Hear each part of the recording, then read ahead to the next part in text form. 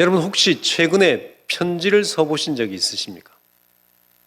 편지 쓰신 지 오래되셨죠? 저도 제 기억으로 아마 2012년 정도 되는 것 같습니다. 2012년에 아버지 학교에서 억지로 쓰라고 해가지고 아내에게, 애들에게 편지를 쓰고 그 다음에 편지 썼는지 잘 기억이 나지 않죠. 예전에는 편지를 많이 썼죠. 그런데 뭐 이메일하고 요즘은 SNS, 그렇죠. 카톡하고 문자하고 휴대폰이 생기고 나서, 스마트폰이 생기고 나서는 편지 쓸 일이 별로 없습니다.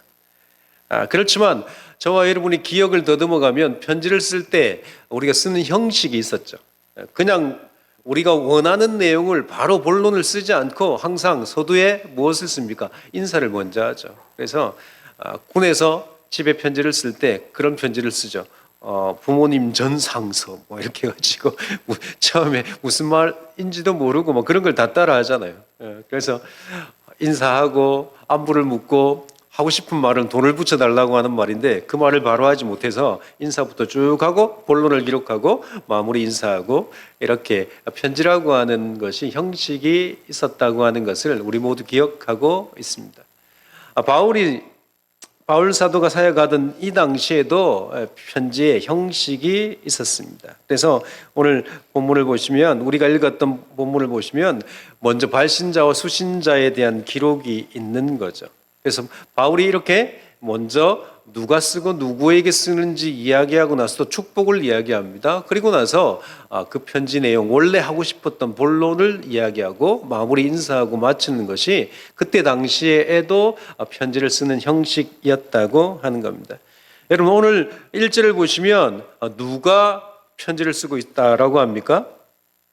1절 보시면 그리스도 예수의 사도된 바울과 누굽니까? 형제 디모데라고 되어 있습니다. 그러니까 편지를 쓰는 사람이 바울과 형제 디모데라고 하는데, 여러분 여기에서 형제 디모데라고 하는 말은 바울의 친형제라고 하는 말이 아닙니다. 그리고 골로새 교회를 향해서 당신들이 신앙 안에서 형제라고 부르는 그 형제라는 의미도 아닙니다. 그렇죠. 우리는 교회 안에서 형제 자매님 이렇게 예전에 많이 이야기했죠. 요즘은 직분을 잘 부르지만 뭐 권사님, 집사님 이렇게, 장로님 이렇게 부르지만 그 의미도 형제가 아닙니다. 여기 형제라고 하는 단어, 이 단어는 무슨 단어냐면 동력자라고 하는 단어고 조력자라고 하는 의미를 가진 단어입니다. 그러니까 바울과 함께 동력하고 있고 바울을 돕고 있는 디모데가 함께 편지를 쓴다. 바울이 왜 이렇게, 사실은 이 편지를 쓰는 사람은 바울이거든요. 바울 사도인데 그런데도 불구하고 왜 형제 디모데, 나와 조력을 하고 나와 함께 사역을 하고 협력하고 있는 디모데가 함께 편지를 쓴다고 이 골로새 교회에 이렇게 디모데의 이름을 형제라고 기록했을까요? 그것을 기록한 이유는 이것이 바울의 개인적인 편지가 아님을 나타내는 겁니다. 개인적으로 무엇인가 쓰는 편지가 아니라 이것은 사역적으로, 그러니까 골로새 교회를 향해서 목회자인 바울이, 사도인 바울이 그들에게 편지를 쓴다고 하는 것을 알리기 위해서 이렇게 쓰고 있다는 거죠. 그러니까 이 바울의 편지는 사사로운 편지가 아니라 교회를 향한 목회자의 심정으로, 사도의 심정으로 쓰는 편지고, 또 이 편지를 통해서 그들을 지도하기 위해서 쓰는 편지라고 하는 것을 알 수 있습니다. 그리고 1절을 자세히 보시면 그냥 바울 사도가 쓴다고 하지 않고 뭐라고 되어 있습니까? 바울 사도 앞에 하나님의 뜻으로 말미암아 그리스도 예수의 사도된 바울이라고 이야기합니다. 그러니까 바울 자신은 누구의 사도라고 이야기합니까? 그리스도 예수의 사도 되었다. 여러분, 사도는 누구일까요? 사도. 5도에서 조금 난 게 사도입니까? 잘 이해를 못 하시는가? 3도에서 한도 앞으로 가면, 1도 앞으로 가면 사도입니까? 사도는 예수님께서 부르시고 예수님의 제자 삼으시고 그들을 보낸 사람들이죠. 그러니까 우리가 알고 있는 사도는 12명, 12사도라고 알고 있습니다. 그 중에 가롯 유다는 탈락을 했죠. 그래서 나중에 그 가롯 유다 자리에 한 명을 뽑는 것이 사도행전에 나옵니다. 그래서 우리가 알고 있는 사도들은 사도는 주님께서 부르시고 주님과 함께 동행하고 주님께 배우고 주님으로부터 보냄을 받은 사람이 사도라고 하는 것을 알고 있는데, 그러면 바울이라고 하는 사람은 사도입니까? 사도가 아닙니까? 아니죠. 주님이 직접 부르시자, 주님이 살아계실 때 부른 사람이 아닙니다. 12사도에 속하지 않아요. 사도는 12명밖에 없다고 우리가 알고 있는데 바울은 자신을 뭐라고 소개하고 있습니까? 사도로 소개하죠. 그러니까 사도라고 하는 원래 이 헬라 뜻은 보냄을 받았다라고 하는 뜻입니다. 보냄을 받았다. 누구에게? 주님의 보냄을 받았다. 내가 예수 그리스도의 사도라고 바울이 이야기할 사도행전 9장, 바울이 예수님을 만나고 나서 예수님께서 그를 부르셨죠. 그를 보내셨습니다. 이방의 사도로 보내셨죠. 그래서 예수님이 직접 보내었기 때문에 바울은 자신을 뭐라고 합니까? 사도라고 이야기합니다. 그래서 성경은 바울도 우리에게 사도라고 알려주죠. 근데 여러분, 1절을 자세히 보시면 바울은 자기가 사도가 된 것이 누구의 뜻으로 되었다고 이야기합니까? 하나님의 뜻으로 사도가 되었다고 하는 거예요. 바울은 자신의 뜻대로 사도가 된 사람이 아닙니다. 자기가 사도가 되고 싶어서 훈련한 사람도 아니고 사도가 되기 위해서 매달린 것도 아니다라고 하는 거죠. 오직 하나님의 뜻으로 사도가 되었다고 이야기합니다. 그러니까 하나님의 뜻이라고 하는 것은 자신의 의지, 바울의 의지가 아니라 누구의 의지에 의해서 사도가 되었다는 겁니까? 하나님의 의지에 의해서, 하나님의 뜻에 의해서 사도가 되었죠. 그러니까 바울을 하나님이 부르시고 하나님께서 사도 삼으셨다고 하는 겁니다. 그래서 에베소서를 보면 뭐라고 이야기합니까? 우리가 성도된 것도 하나님의 부르심 때문에 하나님과 예정을 통해서 우리가 성도가 되었다고 이야기합니다. 그러니까 하나님의 뜻으로 된 거죠. 사도라고 하는 것, 내가 하나님의 사도가 되었다라고 하는 것은 똑같이 하나님께서 나를 부르시고 하나님이 예정하시고 하나님께서 보내셨기 때문에 사도가 되었다고 하는 의미가 포함되어져 있습니다. 언제 사도가 되었습니까? 바울은 예수 믿는 사람을, 그리스도인들을 핍박하러 가다가 길에서 예수를 만나죠. 다메섹으로 가는 길에서 예수를 만나고 거기에서 부름을 받게 되어집니다. 하나님의 강권적인 역사이죠. 바울이 거부할 수 없는 하나님의 역사입니다. 마찬가지로 저와 여러분의 부름도 똑같아요. 바울을 사도로 부르셨듯이 저와 여러분을 누구로 부르셨습니까? 성도로 부르셨습니다. 하나님의 백성으로 부르셨죠. 그러니까 하나님의 백성으로 부르시는 것, 바울이 에베소서에서 이야기하는 것처럼 언제 이미 창세전에 하나님께서 선택하셨다는 겁니다. 예정하셨다고 하는 겁니다. 우리가 거부할 수 없게. 그러니까 믿음이라고 하는 것, 우리가 가진 것 같지만 내가 소유한 것 같고 내가 복음을 듣고 복음을 내가 드린 것처럼 생각되어지지만 여러분 입장에서 그렇죠. 그렇지만 그래서 그렇게 하도록 어떻게 하셨다는 겁니까? 역사하셨다는 겁니다. 성령을 통해서 역사하셨죠. 그래서 성령의 역사 없이 예수 할 수 있는 사람은 없습니다. 하나님께서 강권적으로 역사하지 않으시면, 강제적으로 역사하지 않으시면 그 누구도 하나님을 받아들일 수 없어요. 인간은 스스로 하나님을 받아들일 수 있는 존재가 아닙니다. 복음을 받아들일 수 있는 존재가 아니죠. 그러니까 하나님께서 저와 여러분을 창세전에 이미 복음을 받아들이도록 하나님께서 선택하셨다는 겁니다. 예정하셨죠. 우리가 예수 그리스도를 고백하는 그때 성령께서 우리가 예수 그리스도를 영접할 수 있는 은혜를 베풀어 주셨다라고 하는 거죠. 그래서 우리가 하나님의 자녀가 되었습니다. 바울은 이렇게 하나님의 자녀된 우리를 무엇이라고 부르고 있습니까? 2절 보시겠습니다. 2절 여러분이 읽어 주시겠습니다. 시작.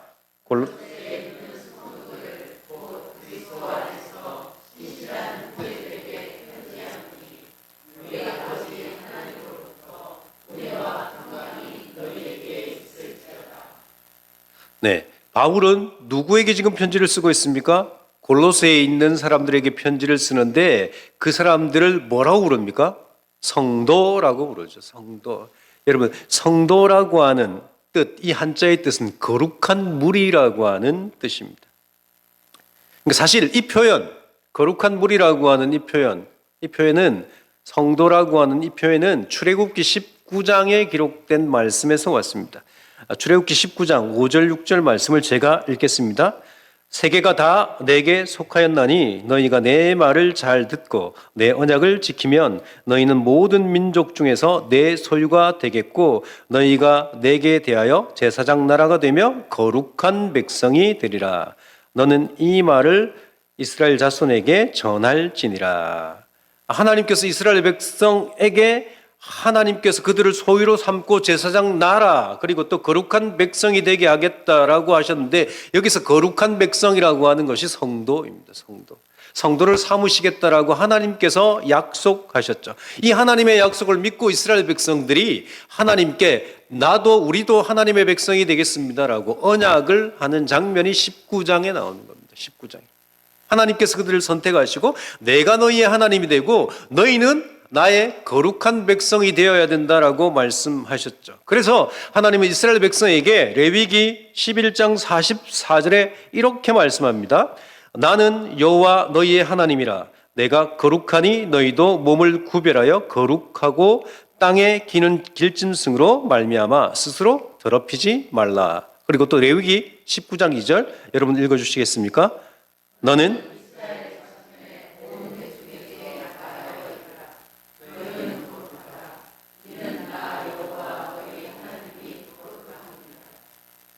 하나님께서 이스라엘 백성에게 하나님이 선택한 그 백성에게 요구하시는 삶이 무슨 삶입니까?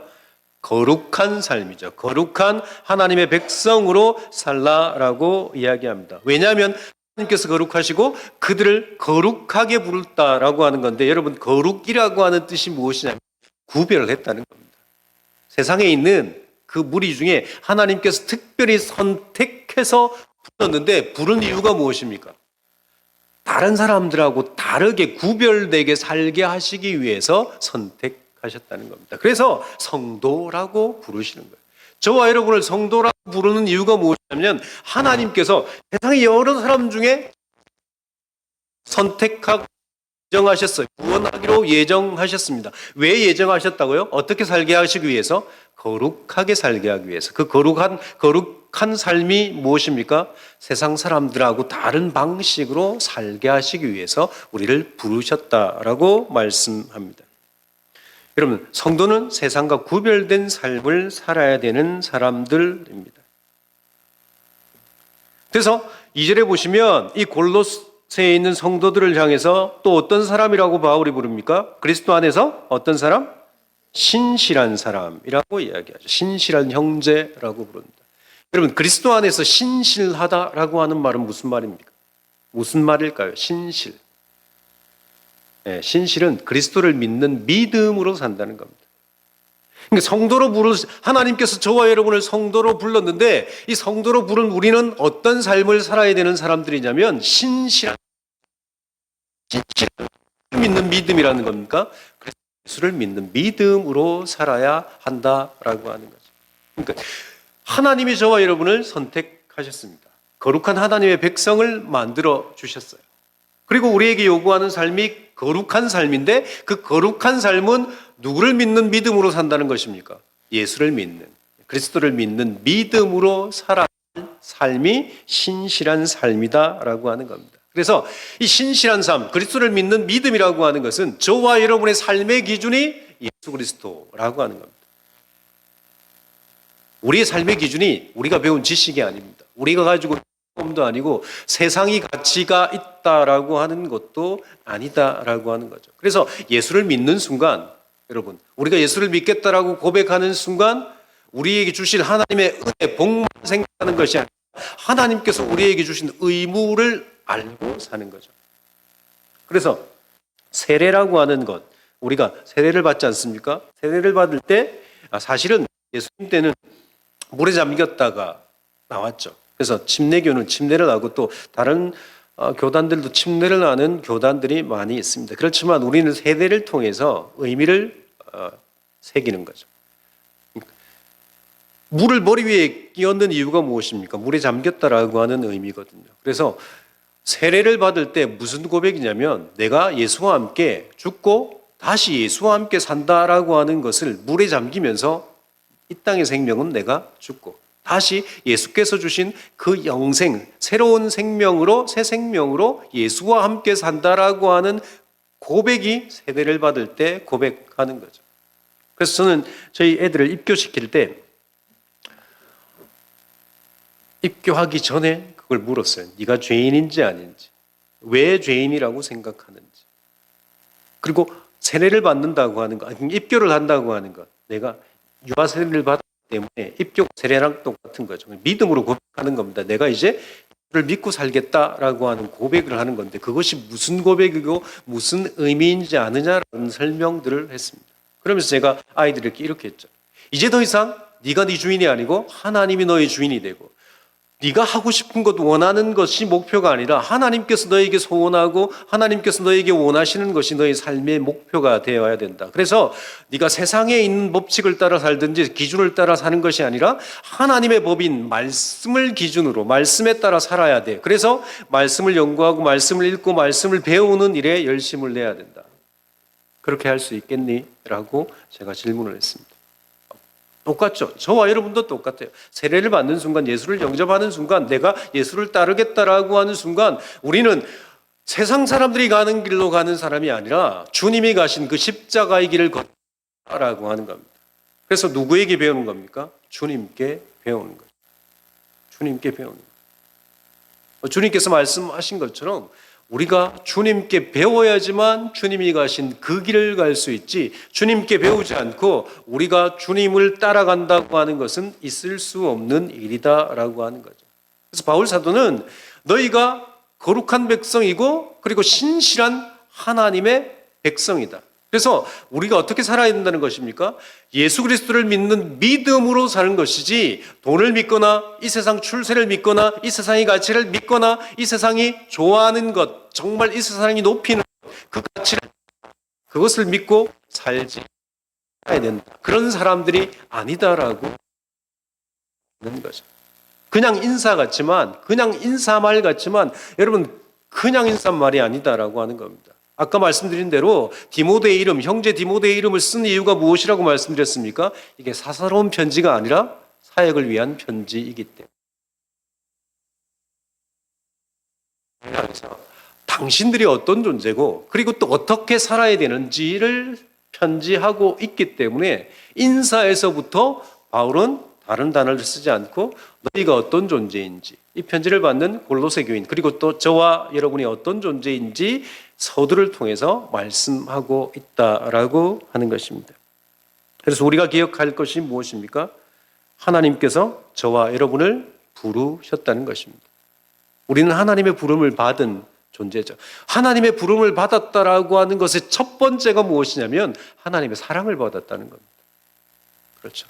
하나님의 사랑. 그래서 하나님이 저와 여러분을 용서하신 거죠. 하나님이 저와 여러분을 사랑하지 않으시면 용서할 이유가 없으신 거죠. 자신의 아들을 희생시키실 이유가 없습니다. 자신의 전부를 희생시키신 거죠. 그렇죠. 사랑하니까 그렇죠. 여러분 사랑하지 않는 사람에게 여러분 전부를 줄 수 있습니까? 그렇지 않죠. 사랑하니까 주잖아요. 여러분 가만히 보시면 뭐 자녀를 보든지 손자 손녀를 보든지 내가 객관적으로 그 사람의 저분의 자녀나 손자 손녀를 볼 때 잘생겼다고 이야기할 수 없는 애들이 있잖아요. 딱 봤는데 이렇게 제 둘째 처형 이야기인데 그 둘째 처형 자녀가 셋인데 둘째가 어릴 때 막 잘생기지 않아. 지금은 잘생겼는데 크면서 무슨 일이 있었는지 모르겠지만 잘생겨졌습니다. 그런데 제가 듣는데 둘째 이렇게 딱 데리고 가면 어릴 때 얘를 딱 보고 사람들이 이렇게 하다가 뭐 예쁘다 뭐 이렇게 해야 되는데 할 말이 없으니까 뭐 아기네 뭐 이렇게 이야기하는 거죠. 그런데 여러분 걔가 자기 엄마나 할아버지 할머니에게 예쁘겠습니까? 안 예쁘겠습니까? 예쁘죠. 왜요? 사랑하니까. 걔를 위해서 뭐든지 줄 수 있을 마음이 할아버지 할머니에게, 부모님에게 있습니다. 그러니까 사랑이라는 거죠. 그러니까 하나님께서 저와 여러분을 선택하셨다고 하는 것은 하나님이 저와 여러분을 사랑하셔서 그래서 다 줄 수 있어요. 그래서 우리에게 그렇게 말씀하시는 십자가까지 자기 아들을 내어주신 그분이 우리에게 뭘 못 주시겠냐라고 바울이 이야기합니다. 그렇죠. 그 사랑을 받은 사람이 저와 여러분입니다. 그래서 그 사랑을 받은 저와 여러분이 이 땅에서 어떻게 살아야 된다는 것입니까? 성도로 신실하게 살아가야 할 그런 의무가 저와 여러분에게 있다라고 하는 거죠. 있습니다. 이런 우리에게 성도로 살아갈 우리에게 하나님 그냥 이 땅에 내던지시고 부담스러운 삶을 살라고 말씀하지 않으셨습니다. 성도로 사는 게 쉽지 않잖아요. 십자가의 길을 가는 것이 쉽지 않잖아요. 여러분 예수를 믿고 사는 게 쉽습니까? 3대 교회를 처음 나왔는데 공부할 때 교회가 예수님을 안전하고 전할 때 있잖아요. 뭐라고 이야기합니까? 교회 오면 예수 믿으면 복 받는다. 잘 된다. 딱 예수 믿으면 다 잘 돼. 이렇게 전도를 했어요. 그렇죠. 예전에 막 그렇게 전도했습니다. 병이 있는 사람은 교회를 다녀봐 예수를 믿어봐 병나 이렇게 전도를 했거든요. 그러니까 예수 믿으면 잘 된다. 복 받는다. 이렇게 해가지고 제가 교회를 다니다 보니까 예수 믿어서 받은 복이 있죠. 그렇지만 여러분 예수를 잘 믿으려고 할수록 힘들어요. 그렇잖아요. 예수를 잘 믿으려고 하니까 함부로 화를 낼 수가 없는 겁니다. 제가 여러분한테 함부로 화를 낼 수가 없는 거죠. 여러분이 목사라고 바라보고 있는데 목사가 막 자기 기분 나쁘다고 그냥 만나는 사람마다 화를 낼 수는 없잖아요. 그렇죠. 화를 내고 싶어도 참는 거죠. 여러분 화가 아닙니다. 막 화나게 하는 사람들이 있잖아요. 힘들게 하는 사람들이 있는데 그 사람들을 향해서 열받게도 목사라고 하는 뭘 달라고 하시는 분들도 있고 저는 잘 안 주는데 얼마 전에도 오셨더라고요. 저기 또 이렇게 띵동 이렇게 해가지고 님 이렇게 해가지고 우리 교인도 아닌데 찾아오셔가지고 그래서 제가 주일날 오시라고 그랬거든요. 그러니까 그런 사람들한테 만약에 계속 띵동 이러면 여러분 제가 화를 내겠습니까? 목사로 알고 있는데 그것도 신광교회 목사로 알고 있는데 다른 교회 목사로 알면 또 모르겠는데 바로 교회 옆에 붙어가지고 이거 누가 이야기 안 해도 신광교회 목사잖아요. 신광교회 목사님이신데 화를 낼 수 없죠. 그러니까 예수 믿고 산다고 하는 것이 쉽지 않아요. 양보하고 희생하고 관용하고 사랑한다는 것이 쉽지 않습니다. 그래서 다시 2절을 보시면 하반절에 보면 이렇게 이야기하죠. 바울이 우리 아버지 하나님으로부터 무엇이 은혜와 평강이 너희에게 있을지어다. 이 땅에서 믿음으로 살려고 하는 자에게 하나님께서 주시는 축복이 은혜와 평강입니다. 제가 은혜와 평강을 계속해서 말씀드리잖아요. 계속해서 말씀드립니다. 하나님 나라와 은혜와 평강은 뗄래야 뗄 수가 없기 때문입니다. 예수 믿는 사람에게 은혜와 평강은 뗄래야 뗄 수가 없습니다. 그래서 주님의 말씀에 따라 신실하게 사는 사람은 이 말씀을 따라 살면 하나님께서 은혜와 평강을 주십니다. 그것이 하나님이 살아계신 증거이거든요. 증거예요. 또 하나님께서 우리에게 주셨다고 하는 증거입니다. 증거. 그래요. 그래서 바울이 성도를 향해서 신실하게 살아야 될 그들을 향해서 너희가 그렇게 살면 하나님께서 은혜와 평강을 너희에게 주신다라고 말씀합니다. 제가 계속 말씀드리지만 이 은혜와 평강이라고 하는 것은 세상이 줄 수 없는 거예요. 세상이. 평강이라고 하는 것은 여러분 세상이 줄 수 없습니다. 세상이 줄 수 있는 것은 무엇입니까? 편안한 것은 줍니다. 계속 강조드리지만 편안한 것은 세상이 줘요. 그렇죠? 조금 더 편안하게 살려고 우리가 열심히 일하는 사람들, 우리 주변에 열심히 일하는 사람들 있잖아요. 돈을 버는 사람, 또 투자하는 사람. 왜 그렇게 합니까? 왜 돈을 많이 벌려고 합니까? 편안하게 살기 위해서. 편안하게. 왜 건강하게 살려고 합니까? 건강을 위해서 헬스장을 가고 운동을 하고 그럽니까? 아프지 않고 편안하게 살기 위해서 그렇죠. 이 땅에 있는 것들은 우리에게 편안한 것은 줄 수 있어요.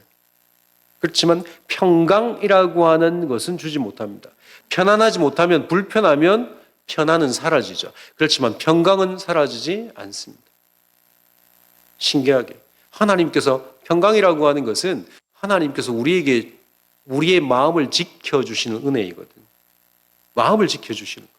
그래서 어떤 사건이 있든, 어떤 일이 벌어졌든, 어떤 놀랄 일이 있고, 어떤 두려움이 생기든 그 환경과 상황에 상관없이 하나님께서 내 마음을 지켜주셔서 평안한 상태, 편안한 상태, 그것이 평강이라고 하는 겁니다.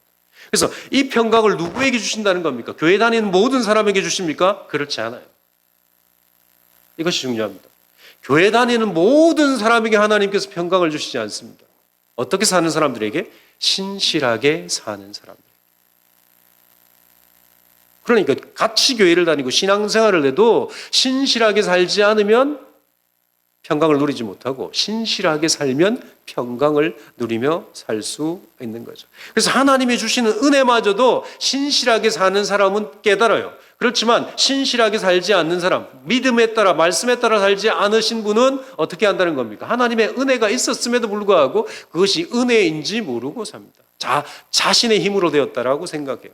자기가 그렇게 이루었다라고 생각을 합니다. 내가 열심히 봉사했기 때문에, 내가 주일날 빠지지 않았기 때문에, 내가 꼬박꼬박 헌금을 했기 때문에, 내가 하나님 말씀에 순종하려고 노력했기 때문에 내가 이것을 받았다라고 하는 거죠. 그것을 누린다라고 생각합니다. 그러면 여러분, 그것은 은혜가 아니에요. 말로만 하나님이 은혜로 주셔서 이렇게 이야기할 수 있겠죠. 그렇지만 은혜라고 하는 것이 무엇입니까? 하나님께서 값없이 주는 거거든요. 내가 아무것도 하지 않았는데 받는 거예요. 1%도 내가 한 것이 없는데 하나님 주시는 거죠. 그래서 믿음으로 살면 그것이 정말 하나님의 은혜인 것을 알 수 있습니다. 병원의 신방을 가보면 거의 대부분 이런 고백을 하시죠. 건강하게 그냥 일상생활을 하는 것이 기적이고 하나님의 은혜다라고 고백을 하십니다. 왜 그렇습니까? 병에 걸려보면, 아파보면 일상생활이 안 돼요. 밥 먹는 것조차 안 되시는 분들이 있죠. 여러분, 오른쪽 팔을 부러뜨려 보십시오. 부러졌다고 생각하시면 밥을 쉽게 먹을 수 있습니까? 오른손잡이가, 오른손 팔이 부러졌을 때 왼손을 써야 되죠. 여러분, 왼손으로 젓가락질을 해보셨습니까? 집어먹기가 쉽지 않아요. 그렇죠. 쉽지 않습니다. 그러니까 우리가 오른손으로 젓가락을 사용해서 음식을, 반찬을 집어서 입으로 넣는다라고 하는 것, 여러분, 당연한 것이 아니고 하나님의 은혜이죠. 은혜. 내가 한 것처럼 느껴지지만 이건 내 능력으로 할 수 있는 것이 아닙니다. 하나님께서 그렇게 하도록 우리에게 건강을 주셨기 때문에 그런 거죠. 그렇습니다. 말씀을 맺겠습니다. 오늘 바울 사도가 골로새 교회를 향해서 쓰는 이 편지 서두를 통해서 저와 여러분이 깨닫는 것이 무엇이냐면, 저와 여러분은 신실하게 살아야 될 사람이다라는 겁니다. 왜냐하면 하나님의 사랑을 받았고, 또 신실하게 살면 하나님께서 우리에게 무엇을 약속해 주십니까? 은혜와 평강을 약속해 주시기 때문에 저와 여러분이 정말 주님을 따르는 신실한 삶으로 우리의 삶 가운데 하나님의 은혜와 하나님의 평강을 누리며 사는 그런 삶이 있기를 주의 이름으로 소원합니다. 같이 기도하겠습니다. 하나님 아버지, 오늘 골로새 교회를 향해서 쓰는 바울의 편지를 통해서, 그 인사를 통해서 우리가 어떤 존재인지 깨닫게 되어집니다. 하나님 앞에 죄인이고 정말 찬송에 있는 것처럼 벌레만도 못한 존재임에도 불구하고 하나님께서 우리를 창세전에 선택하시고 예정하신 대로 하나님의 백성으로 부르신 그 은혜가 하나님 깨달아질 수 있도록 해 주옵소서. 우리가 하나님의 백성이 되었다라고 하는 것은 하나님의 사랑을 받은 것이고, 하나님의 사랑을 받은 자에게 하나님께서 요구하시는 삶이 성도로 거룩한 백성답게 신실하게 주의 말씀을 쫓아 주를 믿는 믿음으로 살라고 하셨습니다. 하나님, 믿음으로 사는 것이 쉽지 않지만 우리가 주님 앞에 나아가서 주님을 의지하며 믿음으로 살아갈 때 하나님께서 우리에게 은혜와 평강을 허락하시고 약속하셨는데, 하나님, 이 은혜와 평강을 누리는 삶을 살아가는, 복된 삶을 살아가는 주의 백성들 되게 주옵소서. 그렇게 역사하시고 언제나 우리에게 은혜와 평강을 주시는 예수님 이름으로 기도합니다. 아멘.